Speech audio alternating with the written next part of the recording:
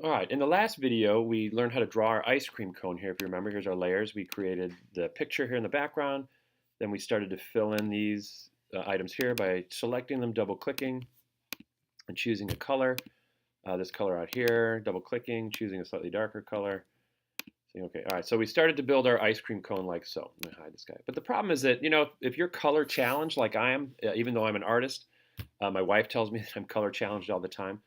We might want to select a specific palette, or we might be doing things in our design that we want to keep using the same colors over and over again, and we don't want to keep switching over here. It just seems like it takes a long time. So the first thing I'm going to introduce you to is here. If you Google search the word color with a K-U-L-E-R, you'll get this color.adobe.com, which is color schemes, right? If I click on this, this takes me to this wonderful website where you can develop your own color scheme. So here are 5 colors in your palette here. Oops, sorry, resetting. And what this does is it helps you to automatically choose colors that are similar in range. So you can sort of mess around and create your own color palette here, do something very customizable once you get something set here. All sorts of sliders here. There's sliders within these that you can slide manually. And then it gives you these codes, which we'll talk about a little bit later. But these are your hexadecimal code, your RGB codes that you can actually put into your color picker, which is kind of cool. Now, again, this is great, but the problem is if I still don't understand color very well, I'm going to have a hard time putting my colors together. So what you can also do is explore.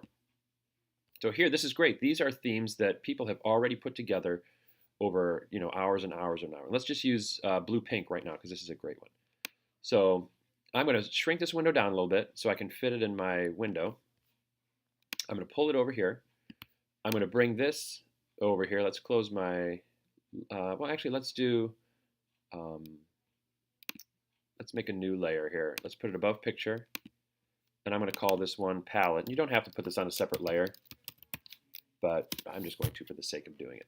All right, so I'm going to make sure I highlighted the palette layer here. And I'm going to hide this for now so I can move this over. Oops, there we go. Drag this over here. And what I'm going to do is off of the artboard, but over here on the side, I'm going to make 5 squares that I'm going to use as a paint palette, right? So here I'm going to go, and you can use circles, I guess. I'm going to use a rectangle tool. Hold down my shift key. I'm going to make a square like this. Hold down my alt option key. I'm going to make a duplicate of this one. Hold down my alt option key. Make another duplicate. Hold down my alt option key. Make a duplicate. Hold down my alt option key. And make a duplicate. Now what I'm going to do is I'm going to make these like little paints, like watercolor paints, like little guys on the side, but I'm going to make them these colors over here. And the fastest way to do that is I'm going to use my eyedropper tool. All right, and what the eyedropper tool is going to do is I am going to sample a color for this particular color.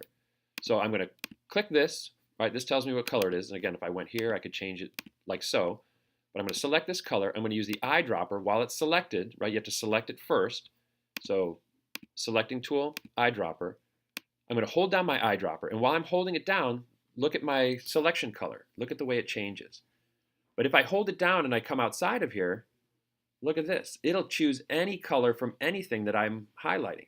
So I'm going to highlight this first pink right here, and I'm going to let go. And that automatically turned to pink. I'm going to go down to my second window, select it, hold down the eyedropper, click my eyedropper in Illustrator first, come over here to the outside, let go. There's my second color. Direct selection, or selection tool here. Eyedropper, hold down, select that purple, let go, selection tool, select the last color here, eyedropper, hold down, bring over to blue, selection tool down here, eyedropper, hold down eyedropper to blue at the end. So now I've copied that palette over here onto my ice cream. So let's widen this out again here. And again, you can add as many colors as you want to. You can make, some people, if you look at some tutorials online, people will have like 15, 20 colors over here in their palette. All right, so this is your practice palette over here. Now, what we're going to do is we're going to select, so let's say I want to select this guy here, right?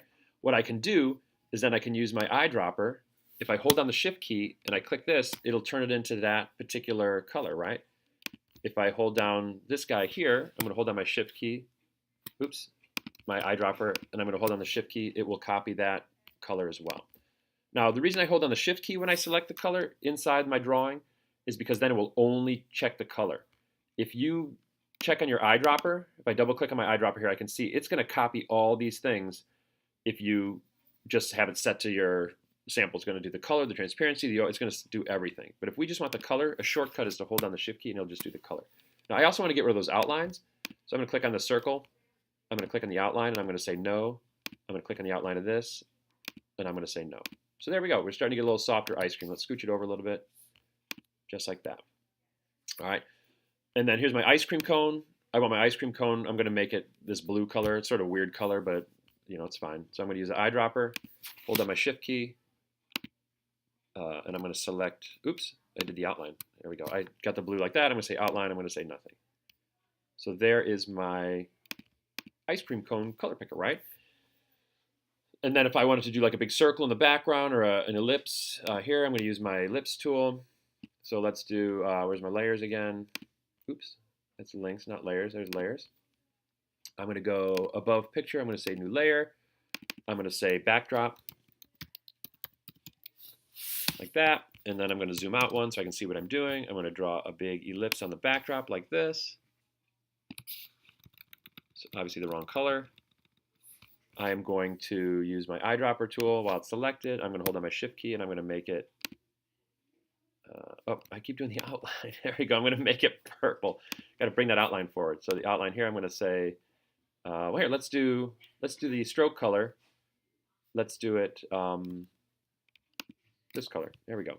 And then let's go to stroke, and let's make the outside edge of that much thicker. There we go. So this way, everything in my design is sort of a cohesive color group, right? All right.